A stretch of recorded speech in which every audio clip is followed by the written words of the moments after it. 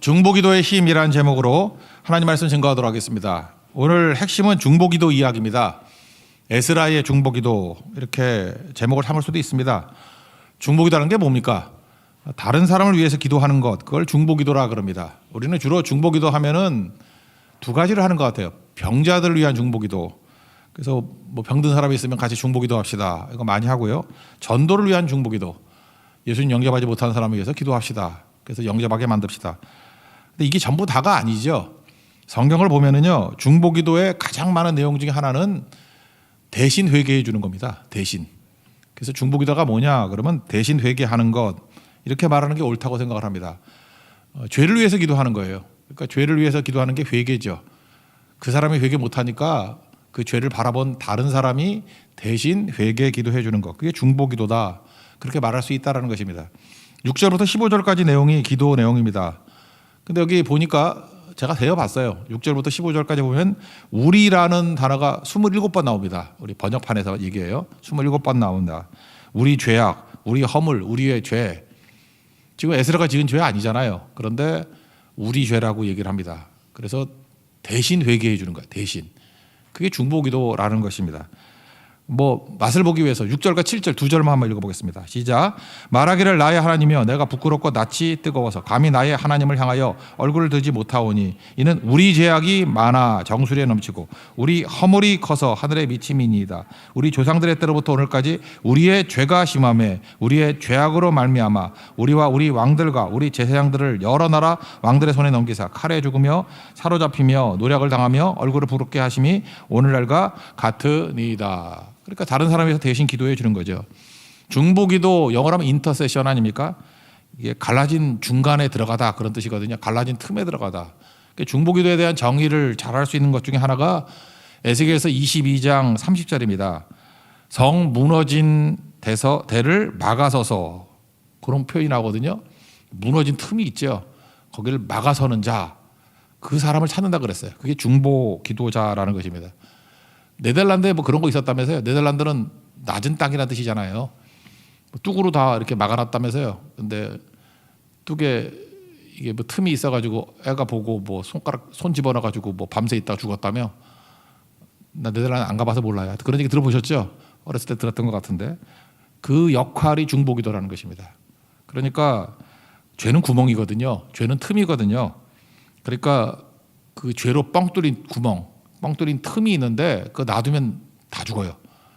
그거 발견하고 대신 내 잘못도 아니잖아요. 대신 가서 막아주는 거, 틈을 막아주는 거. 그게 중보기도다. 이렇게 말씀할 수 있다는 것입니다. 그래서 중보기도는 죄를 막아준다. 그러니까 대신 회개해 주는 거예요. 대표적인 중보기도자 그러면 아브라함의 중보기도가 있었죠.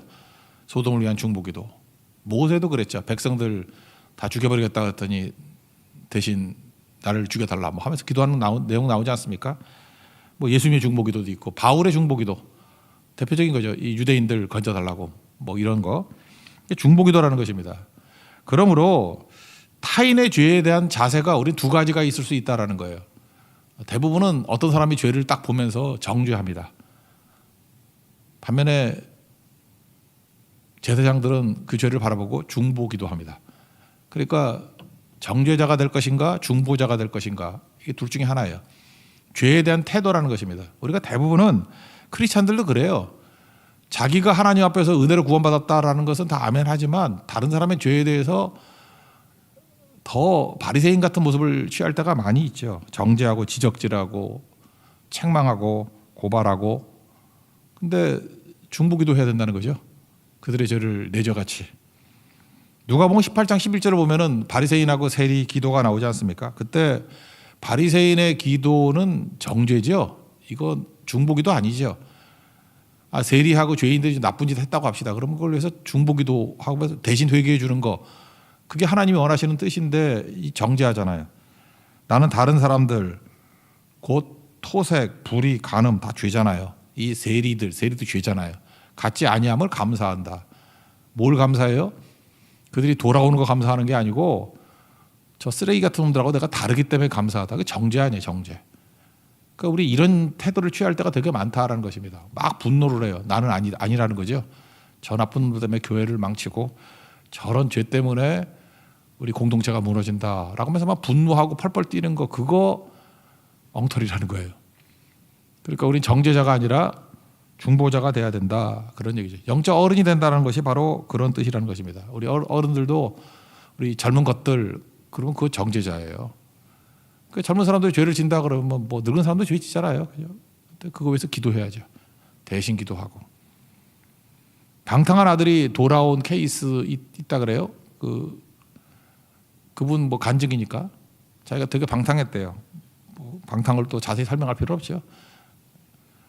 어머니가 잔소리 안 했답니다. 이렇게 죄지면 막 잔소리하고 그러잖아요.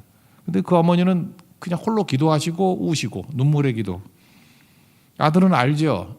그 어머니가 자기 죄 때문에 기도하고 있다라는 거. 되게 화가 났대요. 왜 내 죄인데 엄마가 대신 회개 기도하나? 아들의 죄를 용서해 달라고. 아들 죄를 놓고 이렇게 기도하는 게 들리더래요. 그것 때문에 돌아왔답니다. 엄마가 이렇게 잔소리만 했으면 안 돌아왔을 건데 회개 기도하니까 돌아왔다. 회개 기도 이게 중보기도 힘이에요. 우리 교회가 할 일이 뭡니까? 모여서 중보기도 한다 그러면 뭐 병자도 맞아요. 그거 기도해야 되겠죠. 그렇지만 우리 맨날 보이잖아요. 죄들이. 내 죄도 있지만 내 죄는 회개해야 되고 다른 사람의 죄를 바라보면 그래서 교회가 악한 시대일수록 기도가 막 넘쳐나야 된다고. 왜? 그게 중보기도거든요. 어렸을 때 그 뭐 삼각산 기도 뭐 이런 데 많이 갔거든요. 평창동 위쪽에. 거기 뭐 금요 철야 같은 때는 앉을 자리가 없을 정도 사람들이 올라가서 기도했거든요. 그 뭐 기도했냐면은 나라 위한 기도인데 나라 위한 기도가 다 그거였어요. 뭐 대통령이 죄 짓습니다.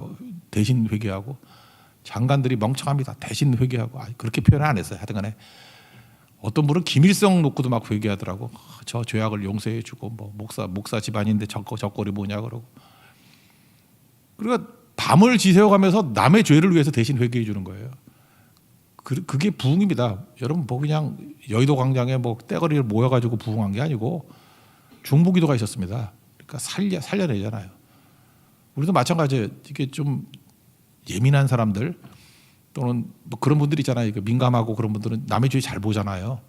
그 왜 보게 만들죠? 중보기도 하라고. 대신 회개하는 거예요. 에스라가 예민하잖아요. 그러니까 죄를 바라보고 철저히 기도하더라. 어거스틴 엄마도 마찬가지. 어거스틴도 방탕했다 그러잖아요. 그 엄마가 모니카인데 맨날 기도했잖아요. 아들 놓고 회개 기도하잖아요.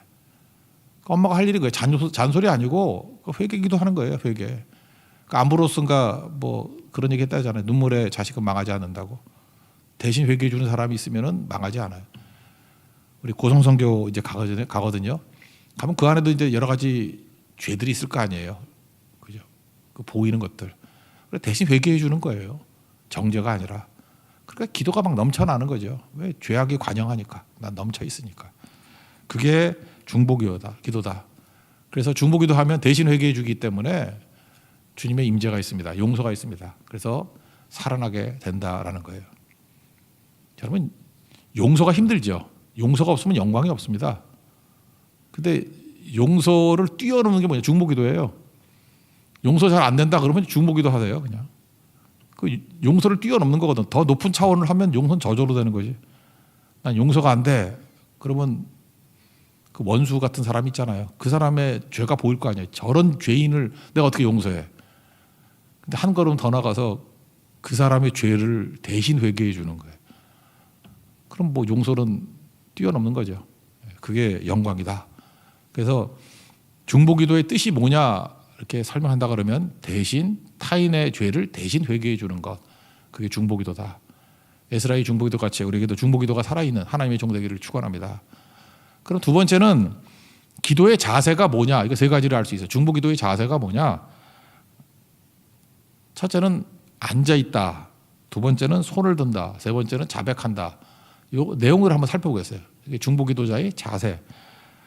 첫 번째는 주 앞에 앉아 있었다. 앉았다라는 게 3절 4절에 되게 강조되어 있어요. 앉았다. 하나님 앞에서만 해결이 있습니다. 그게 앉았다라는 뜻이에요. 딴 데는 해결이 없습니다. 그러니까 앉았다라는 게 죽치고 있다 그런 뜻이에요. 근데 그게 어감이 딱 맞는 것 같아요. 하나님 앞에 죽치고 앉아 있다. 열정이 패션이라 그랬죠. 패션은 그 형용사인 게 패시브잖아요. 수동적인 거. 그러니까 주님에게 죽치고 앉아가지고 주님이 해결해 주셔야 됩니다. 주님이 해결해 주지 않으면 딴 데는 안 갑니다라고 하는 게 패션이잖아요. 열정. 그게 순환, 고난도 되고.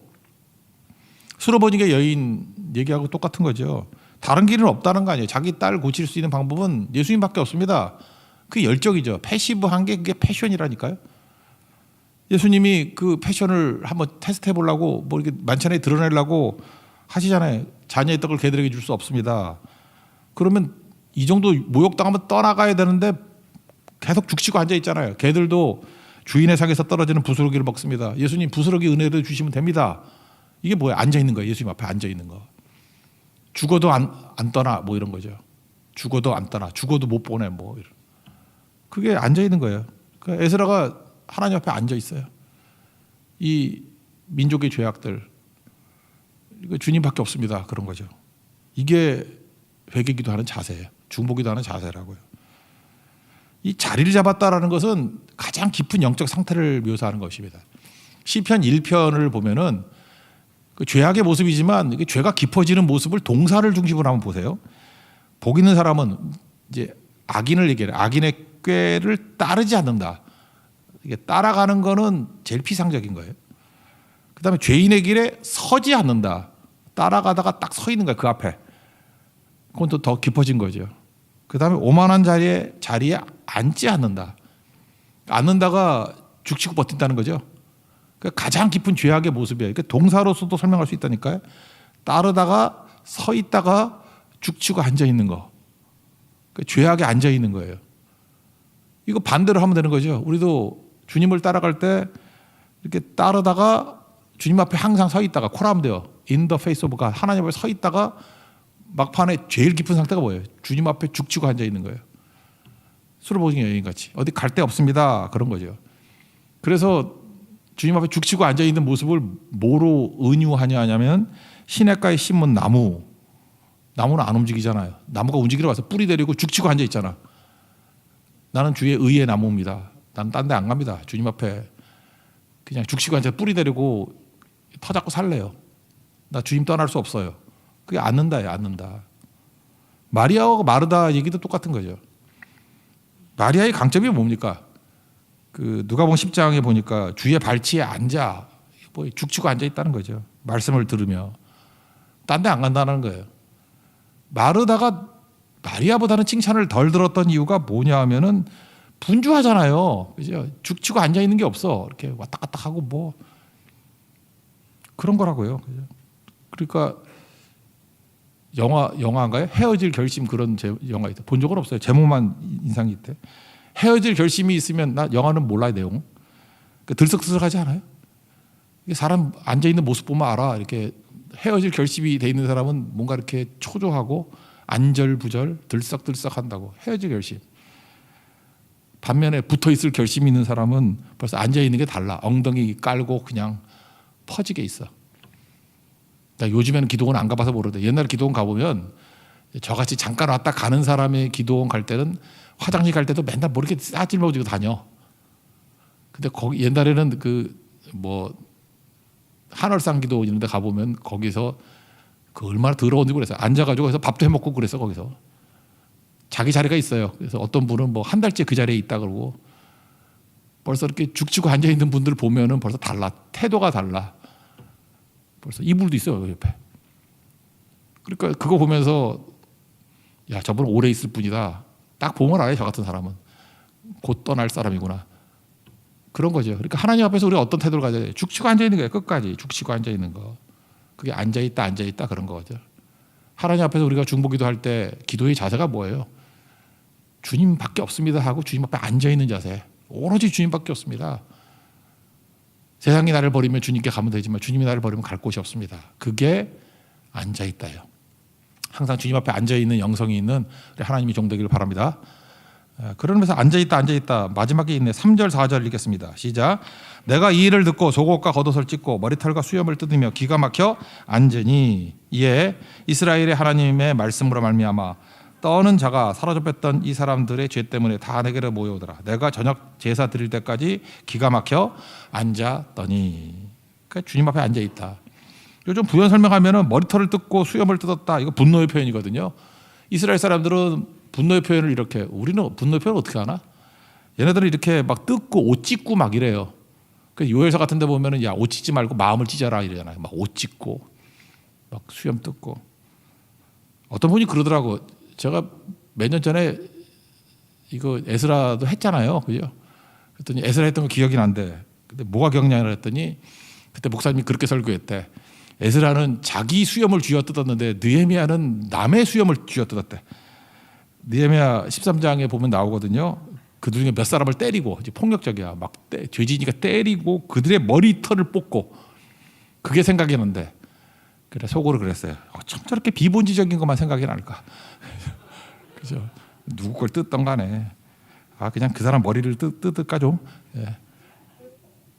그것도 괜찮은 얘기예요. 그죠? 그건 맞아요. 느헤미야는 남의 수염과 머리털을 뜯었고 에스라는 자기 걸 뜯었고. 그 분노의 표현이거든.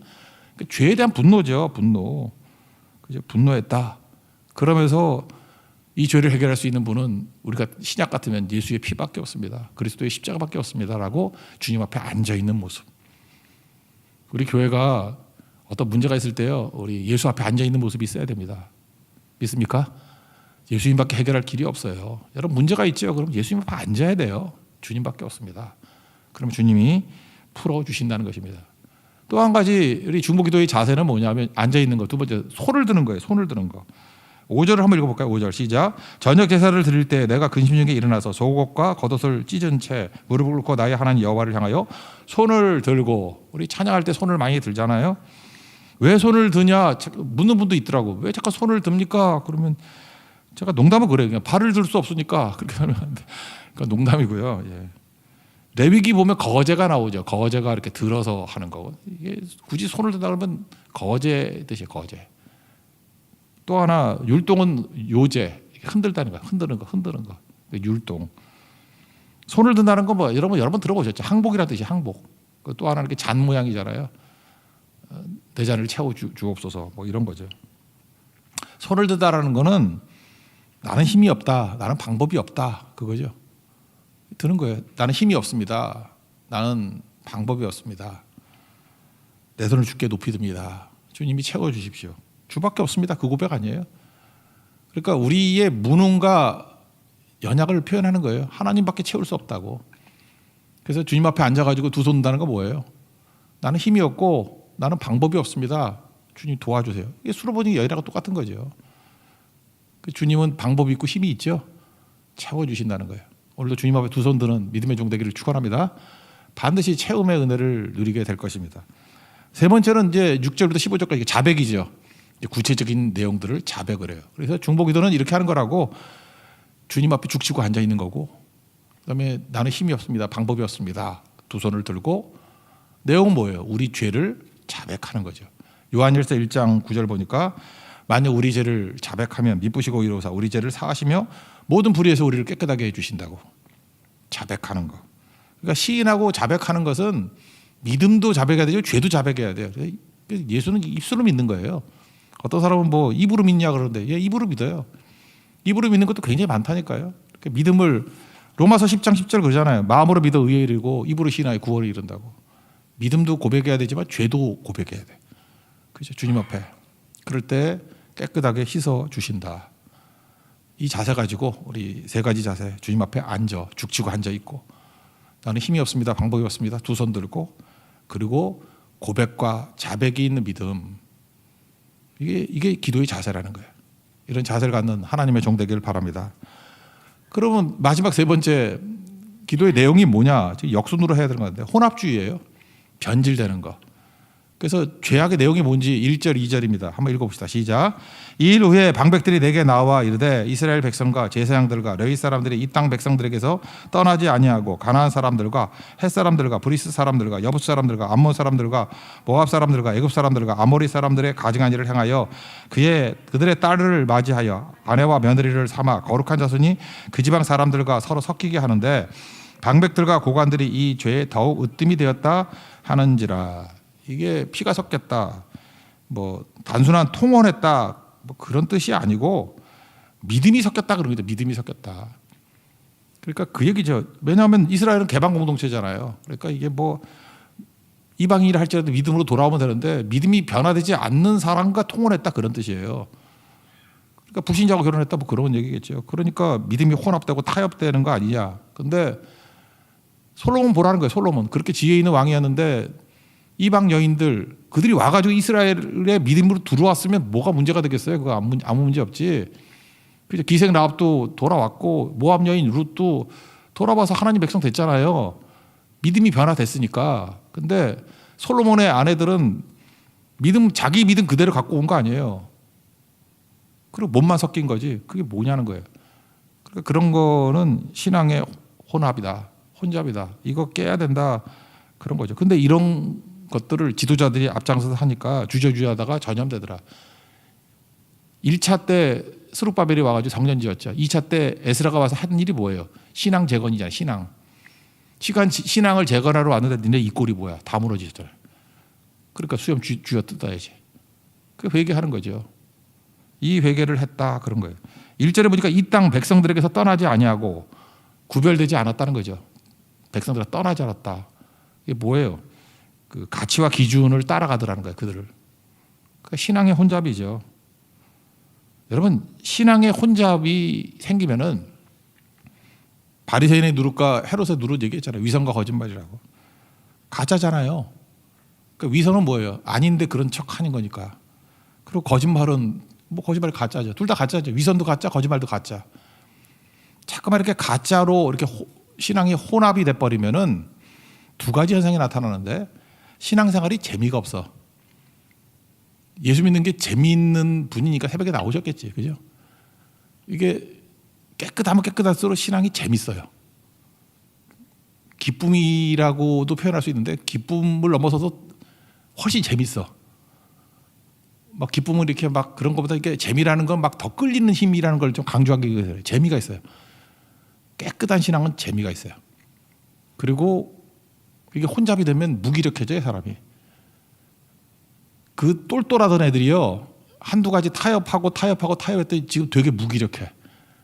이렇게 만나보면은 메가리가 하나도 없어. 그러니까 마귀가 이렇게 썩게 만드는구나. 근데 초신자라 할지라도 신앙의 결단을 내리고 믿음의 싸움을 싸우잖아요. 그리고 핍박도 좀 당하고 싱싱해요. 그냥 팽이가 팽팽 돌듯이 힘이 있어요. 그래서 내가 예수 믿는데 재미도 없고 무기력하다. 그러면 신앙이 무너진 거예요 지금.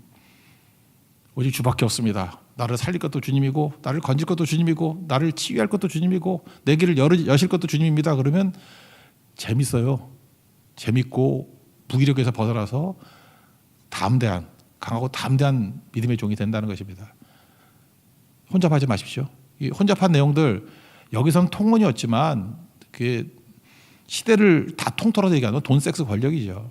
요한일서 2장 16절 세상에 있는 모든 것 육신의 정욕, 안목의 정욕, 이생의 자랑 아버지께로 온 게 아니라 세상으로부터 온 것이다. 이게 뭐예요? 첫째는 육신의 정욕, 돈이죠. 돈, 섹스, 권력이죠. 리차드 포스터 책 아니에요? 돈, 물질주의. 그러니까 물질이 목표예요. 신앙은 수단이고. 우리 믿음을 왜 가져요? 믿음이 커지고 믿음이 순수해지는 게 목표가 아니고 믿음이란 사다리를 이용해서 돈 버는 게 목적이에요. 그게 뭐예요? 그게 육신의 정욕이라고. 이게 이러면 재미도 없고 무기력해져요 사람이. 그러니까 영적 지도자들도 영적 대가로 돈을 요구해. 자꾸 봉투 받으라 그러고 그거 엉터리죠 그거. 그거 타락입니다. 사치하고 호화하고 바벨탑 쌓는 거 그런 거죠. 교회가 돈을 이겨야 합니다. 그래야 다른 것을 이기죠. 교회 왔더니 이 교회는 돈이 힘이 있어. 돈이 역사해. 돈 내면 장로도 되고 막 돈 내면 막 알아도 주고 돈 많으면 대접받고 그러면 다른 거 못 이겨요. 그게 육신의 정욕이죠. 근데 교회 오니까 돈은 힘을 발휘하지 못해. 뭐 사랑과 희생, 섬김, 십자가 뭐 이런 게 힘을 발휘해요. 돈도 못 이기면서 뭘 이기겠습니까? 그래서 이런 거 우리도 수염 쥐어 뜯으면서 기도해야죠. 그다음 안목의 정력이야 뭐 쾌락, 향락 이런 거죠. 뭐 더 말할 게 뭐 있겠습니까? 이 시대가 다 그런 시대죠. 그리고 세 번째는 이생의 자랑. 이생의 자랑은 명예와 인기 추구 뭐 이런 거죠. 참 생각보다 교회가요 유명함에 약해요. 뭐 유명한 거 뭐 왔다 그러면 난리치고 그러는데 그게 권력이다. 이런 거에 흔들리지 말자. 그래서 내면이 훨씬 더 중요한 것이다. 하나님 앞에서 내 내면이 말씀으로 역사하는 하나님의 거룩한 종 되기를 축원합니다. 자리에서 다리 일어나겠습니다. 어두운 날 다 지나고 찬양하겠습니다.